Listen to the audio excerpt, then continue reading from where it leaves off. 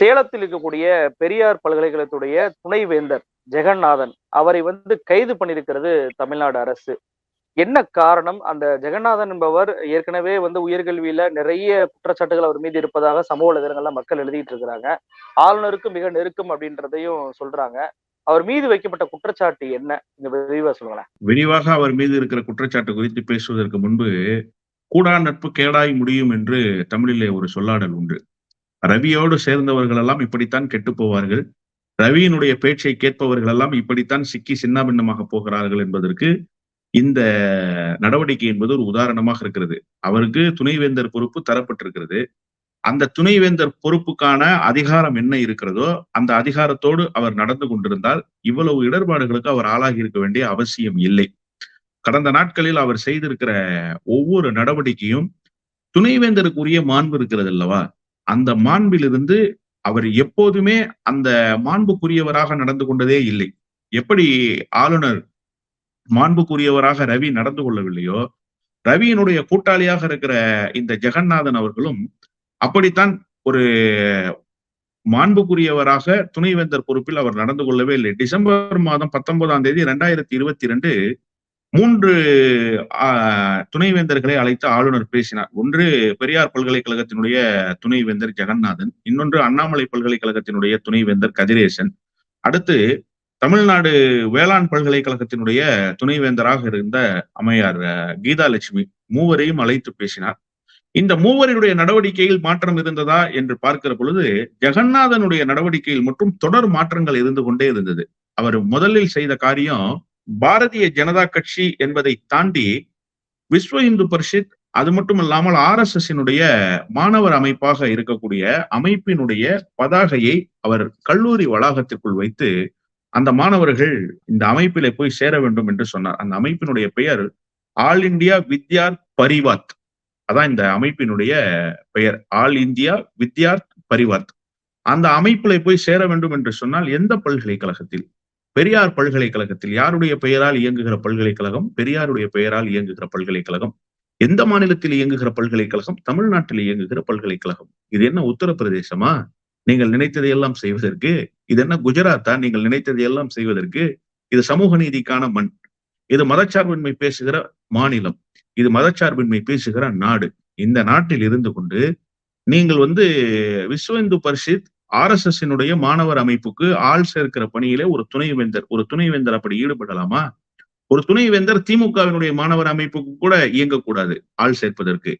திராவிட இயக்கத்தினுடைய அமைப்புக்கு இயங்கக்கூடாது. காங்கிரஸ் கட்சி, அரசியல் கட்சிகளுக்காகவே அவர் சார்பாக இயங்கக்கூடாது. அதுதான் அவருடைய மாண்பு. ஆனால் அதை அவர் செய்தார். அது மட்டுமல்ல, பல்கலைக்கழகத்தில் இருக்கக்கூடிய பேராசிரியர் புத்தகம் எழுதுகிறார். அந்த பேராசிரியர் அவருடைய அறிவு ஞானத்துக்கு உட்பட்டு எந்த புத்தகத்தை எழுத வேண்டும், எந்த புத்தகத்தை எழுதக்கூடாது என்பது அவருக்கு தெரியும். பெரியாரினுடைய போர்க்களங்கள் என்று ஒரு புத்தகம், அடுத்ததாக மெக்காலே பழமைவாத கல்வியினுடைய பகைவன் என்கின்ற தலைப்பிலே ஒரு புத்தகம். இந்த குலத்தொழில்கள் எல்லாம் எப்படி இந்த மக்களை நாசப்படுத்தியது, கல்விக்கு பின்னால் செல்ல முடியாதவர்களாக எப்படி அவர்களை மாற்றியது, அதை மெக்காலாவினுடைய கல்வி திட்டம் எப்படி கரை சேர்த்து கொண்டு வந்தது, இன்றைக்கு நாம் படித்துக் கொண்டிருக்கிற இந்த மெக்காலே கல்வியினுடைய சிறப்பு என்ன, அது எப்படி பழமைவாத கல்விக்கு பகைவராக இருந்து இப்போது நம்மளை கரை சேர்த்திருக்கிறது என்பதை விலாவெறியாக பேராசிரியர் சுப்பிரமணியம் அவர்கள் அதில் எழுதியிருந்தார். அந்த பேராசிரியர் சுப்பிரமணியம் அவர்களை பல்கலைக்கழகத்தில் ஒப்புதல் பெறாமல், பல்கலைக்கழகத்தினுடைய கவனத்திற்கு இந்த செய்தியை கொண்டு வராமல் புத்தகம் எழுதினார் என்று சொல்லி மெமோ கொடுத்தார்.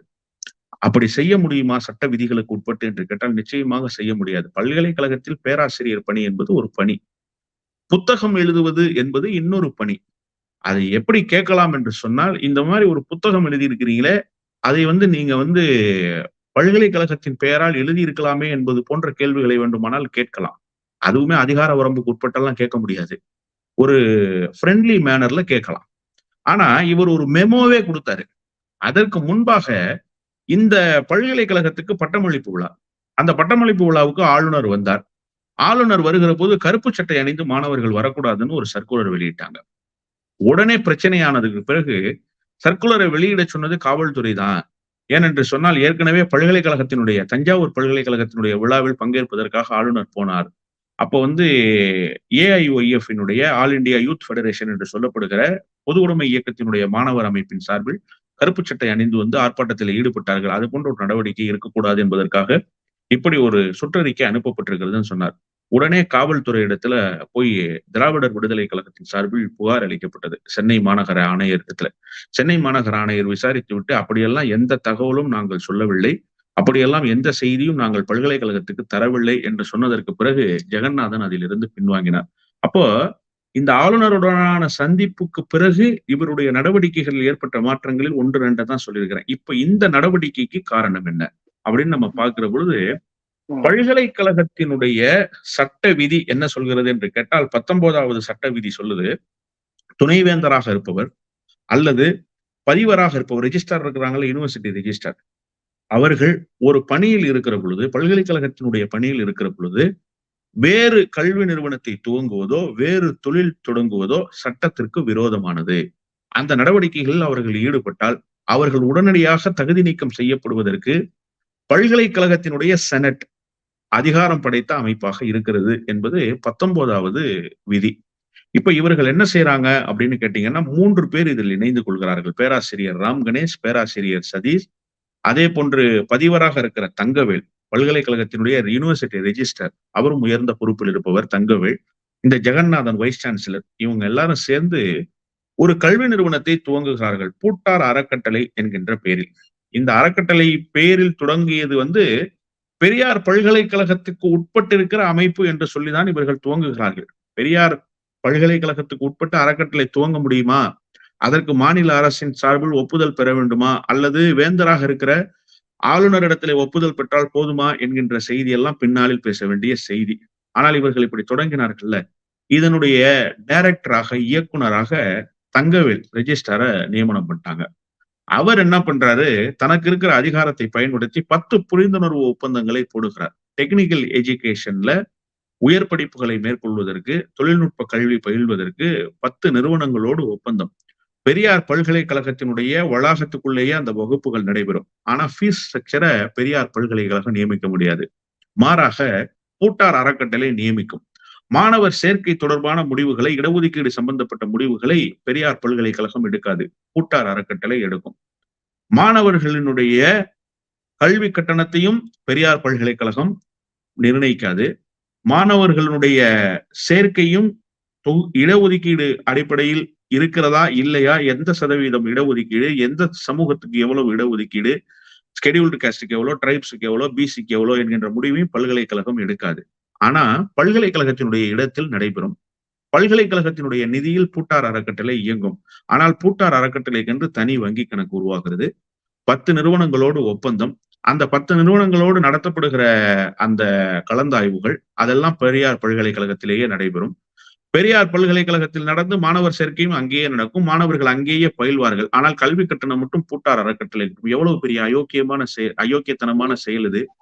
ஏறக்குறைய இது பார்க்கும்போது பிஎம் கேர்ஸ் மாதிரியே இருக்கே. பிஎம் கேர்ஸ்லயும் பிஎம், அதுக்கப்புறம் நிர்மலா சீதாராமன் ஒன்றிய நிதியமைச்சர் எல்லாருமே இருப்பாங்க. ஆனா அது வந்து அரசாங்கத்துக்கு அதுக்கு சம்மந்தமே இல்லைன்னுவாங்க. அது போன்றே இருக்கு இது பார்க்கும்போது. அப்படியே இது எல்லாமே நீங்க நல்லா கவனிச்சீங்கன்னா, நான் அதனாலதான் தொடக்கத்திலிருந்து சொன்னேன். டிசம்பர் மாதம் 19ஆம் தேதி 2022 ஆளுநரை சந்தித்து விட்டு வந்ததற்கு பிறகு நடைபெறுகிற சம்பவங்கள் இதெல்லாம். இதற்கு முன்பே அரங்கேற்றி இருக்கிறார்கள். ஆனால் இது வெளியிலேயே தெரியாத அளவிற்கு ரகசியமாக நடத்தப்பட்டிருக்கிற ஒரு அறக்கட்டளையாக இருந்திருக்கிறது. ஆனால் இது எப்போது அம்பலத்துக்கு வருகிறது என்று சொன்னால், 2022ல இவர் போய் டிசம்பர் மாதம் 19ஆம் தேதி ஆளுநர் ரவியை சந்தித்து விட்டு வந்ததற்கு பிறகு, இந்த 3 பல்கலைக்கழகத்தினுடைய துணைவேந்தர்கள் சந்தித்தார்கள்ல, அதற்கு பிறகு இந்த பிரச்சனை என்பது வெட்ட வெளிச்சத்துக்கு வருகிறது. இது சம்பந்தமான புகார்கள் எழுந்ததற்கு பிறகு இந்த ஆண்டு ஜனவரி மாதம் 23ஆம் தேதி ஒரு குழுவை தமிழ்நாடு அரசினுடைய உயர்கல்வித்துறை அமைத்து முறையான துறை சார்ந்த விசாரணை நடத்தப்பட்டு ஒரு அறிக்கை பெறப்பட்டது. அந்த அறிக்கையிலே இவர்கள் எல்லாம் குற்றவாளிகள் தான், இவர்களுடைய வழிகாட்டுதலில் தான் இந்த பிரச்சனை கையில் எடுக்கப்பட்டிருக்கிறது, பேசப்பட்டிருக்கிறது, நடத்தப்பட்டிருக்கிறது என்கின்ற தகவல் கிடைத்ததற்கு பிறகு இப்போது நடவடிக்கை எடுத்திருக்கிறார்கள். இன்றைக்கு என்ன தெரியுமா சம்பவம், கரண்ட் செய்தி இன்னைக்கு என்ன அப்படின்னு சொன்னா, இந்த ஜெகநாதனுக்கு சொந்தமான 6 நிறுவனங்களில் வருமான வரித்துறை இப்போது வந்து சோதனை நடத்தி கொண்டிருக்கிறார்கள். ஏனென்று சொன்னால் வருமானத்துக்கு அதிகமாக சொத்து சேர்த்திருக்கிறார் என்கின்ற சந்தேகம் இப்போது வருமான வரித்துறைக்கு வந்திருக்கிறது. ஒரு ஒரு துணைவேந்தர் வருமானத்துக்கு அதிகமாக சொத்து சேர்க்கிற அளவிற்கு ஒரு பொருளாதார குற்றச்சாட்டுக்கு ஆளாகிற அளவிற்கு ஒரு நடவடிக்கையை மேற்கொண்டிருக்கிறார் என்று சொன்னால் இதை மானிட்டர் பண்ண வேண்டியது யாரு சார்? பல்கலைக்கழகத்தினுடைய வேந்தர். பல்கலைக்கழகத்தினுடைய வேந்தராக இருப்பவர் யார்? ரவி. ஆனால் ரவி செய்தாரா? செய்யல. ஏன்னா ரவி தான் 2022 இவங்களை கூப்பிட்டு இதெல்லாம் செய்ய சொல்லி இன்ஸ்ட்ரக்ஷன் கொடுத்தாரா என்கின்ற கேள்வி இருக்குல்ல இப்போ. ஏன் என்று கேட்டால் அவரை சந்திக்கிற வரை இந்த பிரச்சனை இல்லை. அவரை சந்தித்து விட்டு வந்ததற்கு பிறகு இதெல்லாம் இந்த நடவடிக்கைகள் எல்லாம் மாறுகிறது. இதை மானிட்டர் பண்ண வேண்டிய பொறுப்பு நீங்க சொல்றீங்கல்ல, வேந்தர் நானாகவே தான் இருப்பேன், I am the mighty state என்று ஹிட்லர் சொன்னதை போல சொல்கிறீர்களே, நாங்க தான் இருப்போம், நாங்க தான் வேந்தர், இது மாநில அரசுக்கு அதிகாரம் இல்லை என்றெல்லாம் நீங்கள் கடந்த காலத்தில் குக்கரித்தீர்களே, இப்போது இவ்வளவு பெரிய ஊழலுக்கு நீங்கள் பொறுப்பேற்கிற தயாரா இருக்கிறீர்களா? இப்ப இதற்காக விசாரணைக்கு என்னையும் உட்படுத்திக் கொள்கிறேன் என்று சொல்வதற்கு ஆளுநர் மாளிகை தரப்பு தயாராக இருக்கிறதா? ஆனால் இந்த விசாரணையில் ஆளுநரும் விசாரிக்கப்பட வேண்டும். ஏனென்று சொன்னால் இந்த பல்கலைக்கழகங்களுக்கெல்லாம் பொறுப்பு வேந்தராக இருப்பவர் ஆளுநர் தான். இத மானிட்டரி பாடியாக இருந்து கண்காணிக்க வேண்டிய பொறுப்பு ஆளுநருக்கு தான் இருக்கிறது. ஆனால் ஆளுநர் அதிலிருந்து தவறி இருக்கிறார். அவருடைய வேலையை விட்டுட்டு வேற வேலைகளை அவர் செய்திருக்கிறார். இப்ப ஏன் இதுல ஆளுநர் நடவடிக்கை எடுக்கலங்கிற கேள்வி ஒண்ணு வருது இல்லை. ஏன்னா ஆளுநரே இந்த மாதிரி குற்றச்சாட்டுக்கு தான் ஆளாகி இருக்கிறார். ஆளுநருடைய கடந்த கால உங்களுக்கு பிடிஆர் அவர்கள் நிதித்துறை அமைச்சராக இருந்தபோது ஒரு ஸ்டேட்மெண்ட் கொடுத்தாரு. தமிழ்நாடு அரசு ஒதுக்குகிற தொகை என்பது அளவுக்கு அதிகமான தொகையாக இருக்கிறது.